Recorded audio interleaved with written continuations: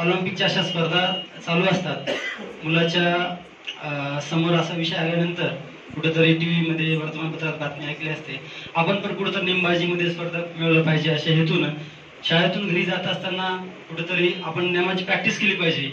आणि या हेतूने कोणी झाडाला खडा मार, कोणी खांब्यावरच्या लाईटच्या बल्बला खडा मार, दगड मारत तो घरी जात असतो. त्याचे मित्र सांगत असतात कोणाला दगड लागेल, कोणाला काही होईल, पण तो मित्र ऐकत नाही. मला प्रॅक्टिस करायचंय मला असं म्हणत म्हणत तो मुलगा काय करतो की एका खांब्यावरचा बल्ब फोडतो आणि खुश होतो, स्वतःला आनंद हे करतो की माझा नेम बसलेला आहे, मी प्रॅक्टिस करू शकतो, मी पण विजयी होऊ शकतो.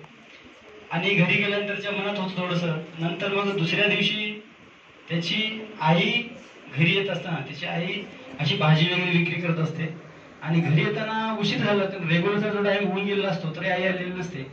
आणि जेव्हा आपल्या घराच्या जवळ एका चौकामध्ये लोक गोळा झालेले असतात तेव्हा तो कुतूहलाने लवकर जवळ जाऊन पाहत असतो, तर तिथं त्याची आईच असते. आईला चुकीनं साप चावलेला असतो.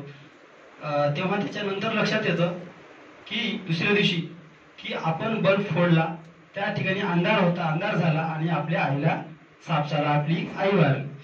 परंतु नंतर त्याच्यातून एवढी शिक मिळाली की ही माझी आई होती, मला त्याची किंमत कळाली की छोट्याशा गोष्टीमुळे काय चुकवावं लागलं. दुसरी गोष्ट, आपली ही संपत्ती राष्ट्राची होती, राष्ट्राची संपत्ती मी नाही झाली. त्यामुळे तो भविष्यामध्ये शिकून एवढा मोठा होतो की या छोट्या गोष्टीसाठीच तो संपूर्ण आयुष्य वाहून लोकांना सांगत असतो की राष्ट्राची संपत्ती आहे आणि दुसऱ्याचं दुःख काय असतं ते स्वतःच्या अनुभवात सांगत असतो.